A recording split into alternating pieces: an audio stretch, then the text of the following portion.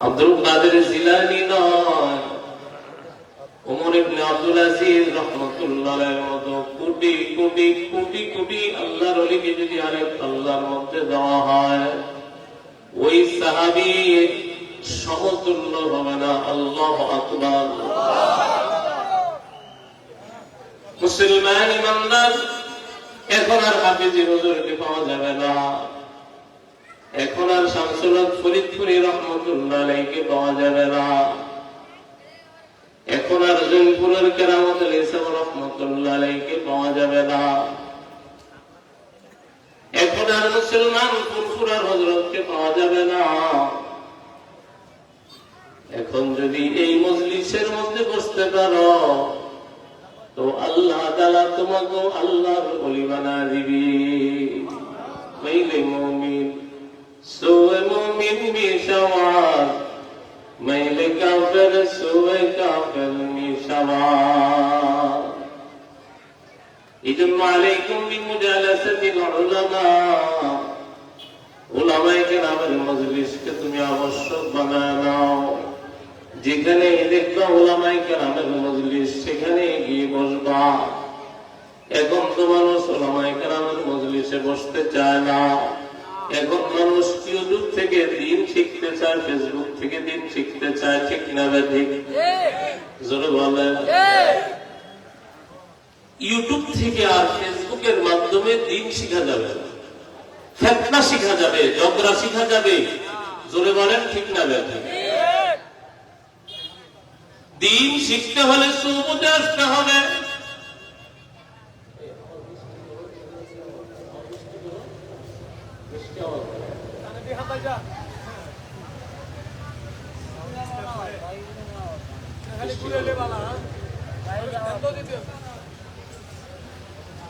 দিন যদি শিখতে হয় সুবুতে আসতে হবে। জোরে বলেন, ঠিক না ঠিক? সাহাবায়ে কেরাম ইউটিউবের মাধ্যমে দিন শিখছে, ফেসবুকের মাধ্যমে দিন শিখছে।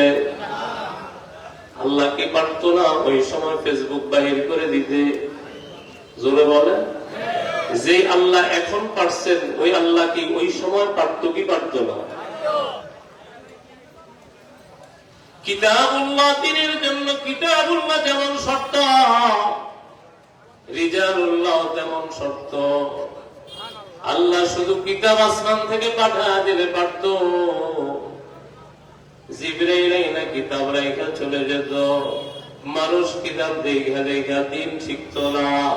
কিতাবের পাশাপাশি রিজালুল্লাহ নবী এবং রাসূল পাঠাইছে কি পাঠায় নাই? রাসূল কেন পাঠাইলেন? রাসূলের জন্য পাঠাইলেন সুহবতের মাধ্যমে দিন শিখতে হবে। নারে রাগুল জালে কর দি হযরতা, নারে রাগুল জালে কর দি হযরতা, নূরে রা আনওয়ার কর দি হযরতা, নূরে রা আনওয়ার কর দি হযরতা। এত বাধা, এত বিপত্তি। এই মাদ্রাসা নিয়া হযরতের কি পরিমাণ ঘাম ঝরেছে আপনারা জানেন। এই মাদ্রাসা কতবার বেদাতীরা বন্ধ করে দিছে। এই মাদ্রাসায় তালা দেওয়া হয়েছে কি হয় নাই? ও মুসলমান ইমানদার, তারপরও মাদ্রাসা ছাড়ে নাই, তারপরও মাদ্রাসা পালা চলে যায় নাই। যদিও হযরতের এখন এই কারসো গ্রামে একেবারে কোনো বাড়ি নেই, ঘর নেই, কিন্তু ওনার বাড়ি এই মাদ্রাসা। জোরে বলেন, ঠিক না ঠিক? এটা কেন? এটা কেন? মক্কার মানুষ রাসূলকে এত কষ্ট দিয়েছিল। মক্কার মানুষ মক্কায় থাকতে দেয় নাই।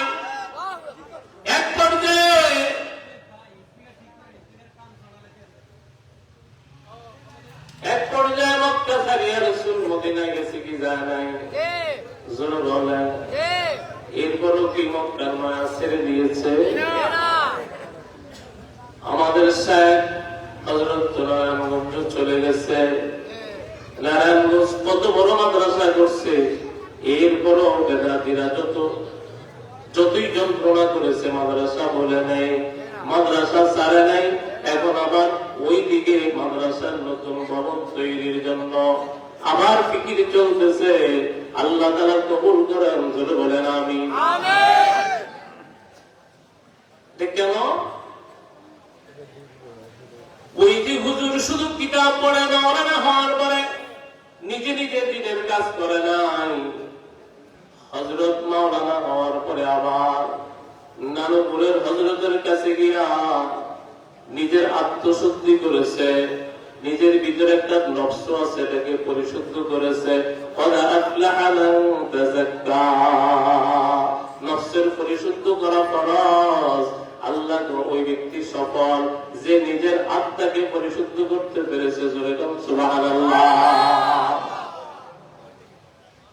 নানুপুরের হযরতের সোহবতে যাওয়ার পরে এই উম্মতের মা দিলের ভিতরে ঢুকছে। এলাকার মধ্যে বাড়ি করে নাই, বাড়িতে বিল্ডিং বানায় নাই, কিন্তু মাদ্রাসা দোতলা বিল্ডিং হয়েছে। এই এলাকার উম্মতের এত মায়া, তোমরা মনে করতেছো হযরত যদি এলাকা থেকে চলে যায় কত না ফায়দা হবে। না নারেরা গুলজানে কর দি হযরতা, নূরেরা নোয়ারে কর দি হযরতা।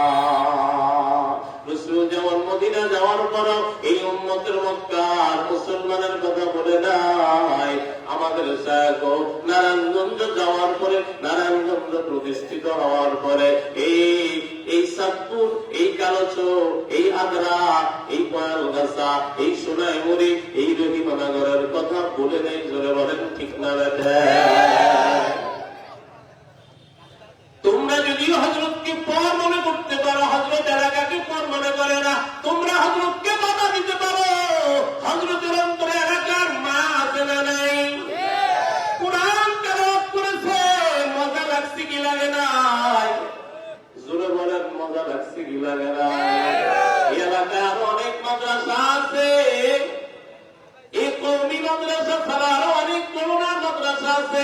সব মাদ্রাসার ছাত্র তেলাওয়াত শোনো, এই মাদ্রাসার ছাত্রদের তেলাওয়াত শোনো, একরকম না আলাদা? পার্থক্য আছে না নাই? তকরারা আনহার কর দি হযরতা, দানারা আম্বার কর দি হযরতা। আল্লাহ তাআলা জমিনের বিভিন্ন বিমার আল্লাহ তাআলা কিছু বান্দা বসায়া আল্লাহ তাআলা দিনের এরকম সেরাত জ্বালা রাখছে, এরকম বাতি জ্বালা রাখছে। ও মুসলমান ইমানদার, এই বান্দা যদি এই গ্রামে জন্ম না হতো, এই মাদ্রাসার অস্তিত্ব আমরা পেতাম না। এই মাদ্রাসা থেকে কত হাফেজ তৈরি হয়, এই মাদ্রাসা থেকে কত আলেম তৈরি হয়। আমার আগে যিনি আসার আগে বয়ান করেছেন, ওই যে হযরতের মেজর সাহেব দাদা আল্লামা মুফতি মাহমুদুল হাসান কাসিমি দাওয়াত বরকাতুহু আলিয়া, তিনিও এই মাদ্রাসার ছাত্র। ও মুসলমান ইমানদার, এই জন্য এই মাদ্রাসা আমার আপনার জন্য ইমানের রক্ষা কবচ। করে বলেন ঠিক না বেঠে? এটা এলাকার দায়িত্ব, মাদ্রাসার হেফাজত করা এটা এলাকার দায়িত্ব। মাদ্রাসার খোঁজ খবর নেওয়া, যদি এটাকে কদর না করা, এটাকে যদি মূল্যায়ন না করা, এই মুসলমান ইমানদার কিয়ামতের ময়দানে ধরা পড়তে হবে। জোরে বলেন ঠিক না বেঠে? আরো জোরে বলেন। নানুপুরের সুলতান আহমদ নানুপুরি রহমতুল্লাহ আলাইহি একেবারেই বেদাতীদের একেবারে আড্ডাখানা ওনার জন্ম। সেখানে উনি একটা মাদ্রাসা করছেন।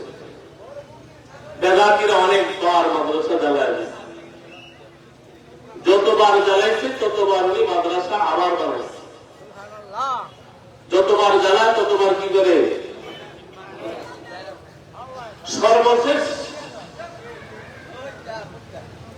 যখন জ্বালায় ফেলছে, তখনই এই পোড়া পরে যেগুলো টিন, যেগুলো কাঠ বাকি ছিল, এগুলো বাজারে নিতেছে। লোকেরা কি করবেন?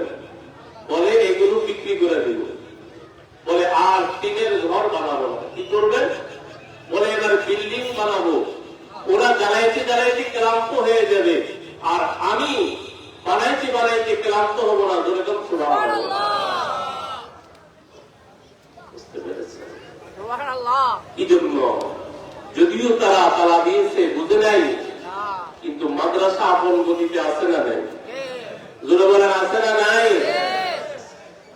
এই জন্য মুসলমান ইমানদার, দিল পরিষ্কার করো, দিল পরিষ্কার করো, সবকিছু তোমার কাছে সুন্দর দেখা যাবে।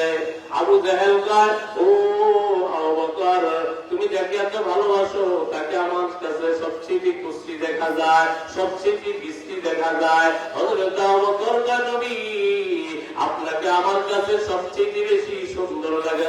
সুবহানাল্লাহ। নবী একজন, কিন্তু আবু জাহেল তো তার কাছে বেশি খারাপ লাগে। আর আবু বকরকে আমার কাছে বেশি ভালো লাগে, বেশি সুন্দর লাগে। রাসূলকে জিজ্ঞাসা করে, ও রাসূল, আবু জাহেলের কথা সত্য না আবু বকরের কথা সত্য? রাসূল কয়, যার দিলটা যেমন সে আমাকে দেখেও তেমন। ঠিক না ঠিক? জোরে কর। दुनिया की सदाकत में तेरा नाम रहेगा, सिद्दीक तेरा नाम से इस्लाम रहेगा, सिद्दीक तेरा नाम से इस्लाम रहेगा। সিদ্দিকের নামের উপর ইসলাম প্রতিষ্ঠা হয়েছে। এই জন্য দিল ভালো করো। يوم لا ينفع مال ولا بنون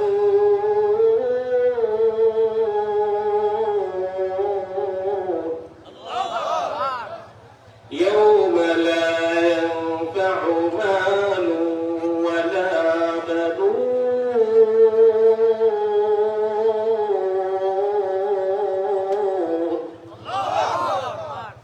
إلا من أتى الله بقلب سليم।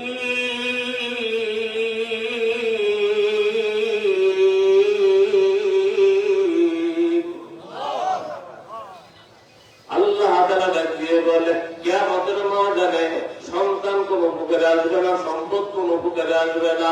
মৃত্যুর সাথে সাথে আমার সন্তান বড় হয়ে যাবে, আমার সম্পদ বড় হয়ে যাবে, আমাকে 3 টুকরা কাপড় দিয়ে কবরে রাখবে। ধরে বলেন ঠিক না রাখবে? কি রাখবে না? ঘরের জায়গায় ঘর পড়ে থাকবে, সম্পদের জায়গায় সম্পদ পড়ে থাকবে। এই জন্য আল্লাহ কয়, আমার কাছে সম্পদের কোনো দাম নাই, আমার কাছে সন্তানের কোনো দাম নাই। আমার কাছে তুমি কোটি কোটি টাকার মালিক হইয়া যদি কবরে আসো, কোনো লাভ নাই। আমার কাছে আসতে হবে একটা পবিত্র কলব নিয়া, একটা পবিত্র আত্মা নিয়া। যদি পবিত্র আত্মা নিয়ে আসতে পারো, আমি আল্লাহ তোমাকে জান্নাতের মেহমান বানায় দিব। জান্নাত কি আবরার সমান, বররার সমান, কুমিল্লা চাঁদপুরের সমান? সবচেয়ে ছোট যে জান্নাতি, তারপরে আর কাউকে জান্নাত দেওয়া হবে না। ওই ছোট জান্নাতের জান্নাতটা এমন 10টা পৃথিবীর সমান হবে। জোরে কর মিয়া, আরো জোরে কর, আল্লাহু আকবার। বলো কি? জোরে বলেন কে? এই জন্য মুয়াজ্জিন আযানের শুরুতে 4 বার আল্লাহু আকবার বলে কিনা? শেষে কয়বার বলে? শেষে 2 বার বলে। 6 বার কেন বলে জানেন? আসমানে আল্লাহ বড়, জমিনে আল্লাহ বড়, ডাইনে আল্লাহ বড়, বামে আল্লাহ বড়, সামনে আল্লাহ বড়, পিছনে আল্লাহ বড়, সব জায়গায় বড় কে? আল্লাহ। আরো জোরে কেন আল্লাহ, আরো জোরে কেন আল্লাহ। এই মুসলমান ইমানদার, এই জন্য কলব যদি ঠিক হয়ে যায়, ওই বান্দার জবান ঠিক হয়ে যাবে, ওই বান্দার নজর ঠিক হয়ে যাবে, ওই বান্দার হাত ঠিক হয়ে যাবে, ওই বান্দার পাও ঠিক হয়ে যাবে। যতক্ষণ পর্যন্ত কলব ঠিক না হবে, ততক্ষণ পর্যন্ত জবান ঠিক হবে না। ওই যে বাইতুল মুকাররমের ক্ষতি আল্লামা আব্দুল মালিক সাহেব দামাতুল আলিয়া, ওনার মধ্যে এত বড় আলেম, ওনার হাজার হাজার ছাত্র উলুমুল হাদিসের, ওনার কাছে পড়ে পড়ে বড় বড় মুফতি হয়।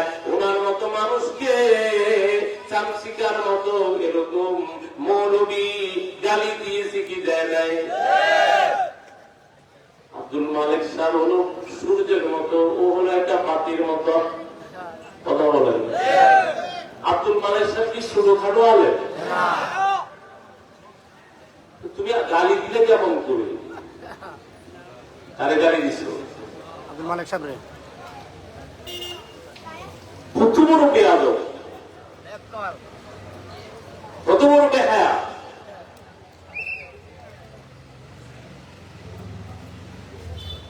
আব্দুল মালিক সাহেবের মতো মানুষ এত বড় আলেম, ওনাকে বাইতুল মুকাররমার খতিব এমনি বানায় নাই। উনি কি বলছে, বছরে 2টা ঈদ ছাড়া তৃতীয় আর কোন ঈদ ইসলামে নাই, ঠিক না? দেখে ঈদের যদি তৃতীয় যদি ঈদ হয়, ঈদের দিন ওরা নামাজ পড়ছে নেই।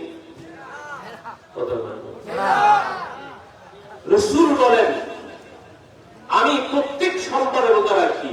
কেন? জিজ্ঞাসা করলেন, ও রাসূল, আপনি সোমবারে কেন রোজা রাখলেন? বলে, সোমবারে আমি জন্মগ্রহণ করেছি। জোরে বল সুবহানাল্লাহ। সোমবার আমার উপরে ওহীর সূচনা হয়েছে। বলেন তো দেখি, ঈদের দিন রোজা রাখা হালাল না হারাম? হ্যাঁ, হারাম। রাসূল ঈদের দিন রোজা রেখে হারাম কাজ করছে? তো তোমরা কোন ঈদ পাইলে? ইসলাম কি আমি আপনি বানাই না, আল্লাহ আল্লাহ রাসূল বানায় গেছে। রাসূলের উপরে কথা বলার কারো ক্ষমতা আছে? তোমার মতো সোলমতি আর আমার মতো সোলমতি বললে কি চিন্তা হয়ে যাবে? কি আজকে হলো ঈদের দিন, ঘরে ঘরে মিলাদ দিন। আজকে হলো ঘরে ঘরে, যে ইমাম সাহেব এই কথা বলছে আজকে ঈদের দিন ঘরে ঘরে মিলাদ দিন, ওই ইমাম সাহেবের ঘরে মিলাদ করছে কি? কথা বললেন। তোমরা কত বেকুফ, এ জাতি কত মূর্খ, এ জাতি কত বর্বর, যেটা ইসলামে নেই, যেটা শরীয়তে নেই, যেটা কোরআনে নেই, যেটা হাদিসে নেই, এটা তুমি কোথায় পেয়েছ? এটা তোমার মন গড়া। এই জন্য হাদিসের মধ্যে আছে, রাসূল বলেন, অন্যান্য নবীর উম্মত হবে 72 কাতার, আর আমার উম্মত হবে 73 কাতার। রাসূল বলছে, আমার উম্মত হবে কত কাতার? জোরে বলে। রাসূল কি বলছে যে অন্যান্য নবীর উম্মত 73 কাতার হবে, অথবা আমার উম্মত না যারা, তারা 73 কাতার হবে। রাসূল বলছে, আমার উম্মত যারা, তারা হবে 73 কাতার। তারাও কালেমা পড়বে, তারাও নামাজ পড়বে, তারাও রাসূলকে নবী বলে স্বীকার করবে, কিন্তু তারপরেও এই 73 কাতারের 72 কাতার জাহান্নামে যাবে, 1 কাতার জান্নাতে যাবে। এই কাতার কারা? আর 72 কাতার উম্মত হওয়ার পরেও জাহান্নামে কেন যাবে, 1 কাতার কেন জান্নাতে যাবে? এই প্রশ্নের উত্তর কি আপনাদের কাছে আছে? কথা বলে। এটা শুনছেন আপনারা? এই হাদিসটা কে কে শুনছেন? শুনছেন কারা কারা? হায় হায়, নবীর উম্মতের মধ্যে কত কাতার হবে? 73 কাতারের কত কাতার জান্নাতে যাবে? কত কাতার জাহান্নামে যাবে? 72 কাতার জাহান্নামে কেন যাবে, 1 কাতার কেন জান্নাতে যাবে? এই প্রশ্নের উত্তর আপনাদের কাছে আছে? 72 কাতার নবীর উম্মত না, নবীর উম্মত না? কথা বলেন না। 72 কাতার নবীর উম্মত হওয়ার পরেও, কালেমা পড়ে মুসলমান হওয়ার পরেও, ঈদে মিলাদুন নবী পালন করার পরেও কেন তারা জাহান্নামে যাবে? এর ব্যাখ্যা আপনাদের জানা নেই। এর ব্যাখ্যা হল, রাসূল বলেন, মা আনা আলাইহি ওয়া আসহাবী, 1 কাতার জান্নাতে যাবে তারা যারা আমি রাসূলকে মানবে এবং আমার সাহাবায়ে কেরামকে অনুসরণ করবে। এই 1 দল জান্নাতে যাবে। আর 72 কাতার যাবে তারা কালেমা পড়বে, নামাজ পড়বে, কিন্তু তারা দিন মানবে মন গড়া মতে, ঠিক না বেঠে? মেয়ে কলেজে পড়ে, বাবা মসজিদে গিয়ে প্রথম কাতারে নামাজ পড়ে, আসেনি? তাহলে মেয়ে মাদ্রাসায় পড়ায় না, মেয়েরে পর্দা করায় না, মেয়েরে কলেজে পড়ায়, এটা কি শরীয়ত অনুযায়ী না মন গড়া? লোকটা নামাজ পড়ে মসজিদের সভাপতি, সেক্রেটারি, ক্যাশিয়ার, লোকটা সুদ খায়, আসেনি? সে জান্নাতে যাবে না জাহান্নামে যাবে? কেন জাহান্নামে যাবে? সুদ খাইতে সেটা মন গড়া না শরীয়ত অনুযায়ী? শরীয়তে সুদ হালাল না হারাম? কথা বলেন না কেন? শরীয়তে সুদ যদি হারাম হয় তাহলে সে সুদ খাইতেছে, ইন্টারেস্ট খাইতেছে কোন হিসাবে? শরীয়ত অনুযায়ী না মন গড়া? এই কথা মনে রাখবেন। 72 কাতার এক কাতার জান্নাতে যাবে আল্লাহ রাসূলকে অনুসরণ করে, সাহাবায়ে কেরামকে অনুসরণ করে। 72 কাতার জাহান্নামে যাবে মন গড়া শরীয়ত পালন করার কারণে। ঠিক না বেঠিক? এখন বলেন তো দেখি, ঈদ মিলাদুন নবী, সকল ঈদের সেরা ঈদ, এই স্লোগান যারা দিচ্ছে এটা কোরআনে নেই, এটা হাদিসে নেই, আছে? 603 হিজরির পরে এই ঈদ মিলাদুন নবী জশ্নে জুলুসের প্রথা এই দেশে শুরু হয়েছে। এই দেশে না, ইরাকের মধ্যে শুরু হয়েছে। আর এই দেশে জশ্নে জুলুসে ঈদ মিলাদুন নবী শুরু হয়েছে 1974 সালের পরে। এই দেশে কি শুরু হয়েছে? কথা বলবেন না? এই ঈদ মিলাদুন নবী জশ্নে জুলুস শুরু হয়েছে। এখন বলেন দেখি, 1974 সালের আগে আপনাদের বাপ-দাদা যারা মারা গেছে ওরা জান্নাতি না জাহান্নামী? ওরা জান্নাতে যাবে না জাহান্নামে যাবে?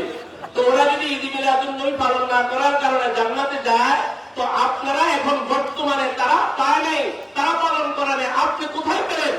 আপনি কোথায় ঈদ মিলাদুন নবী পেলেন?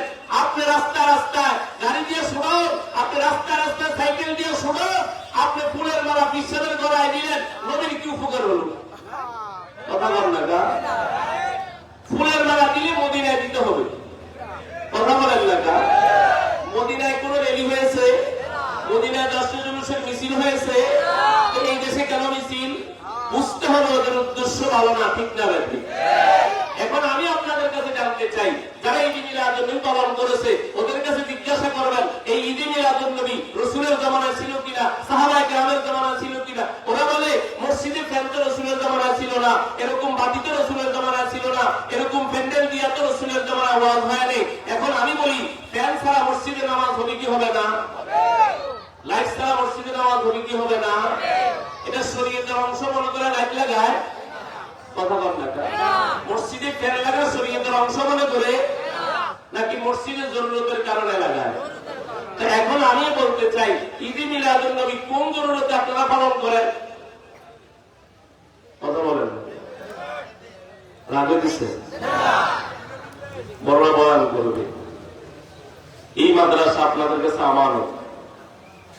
এখন আপনাদের কাছে আমার এই প্রশ্ন, শুধু তাদেরকে বলবেন যে কোন হাদিসের আলোকে তোমরা ঈদ মিলাদুন নবী পালন করো?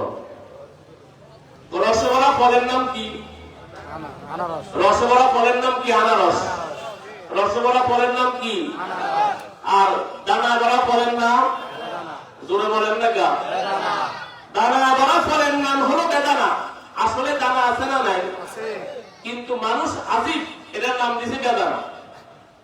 আনারসের ভিতরে রস ভরা না নাই? কথা বল না গা? এটার নাম দিছে কি?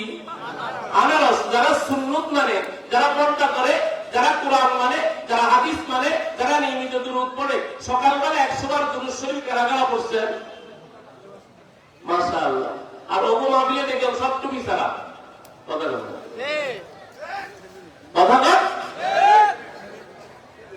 আল্লাহ ফাতা আসদামে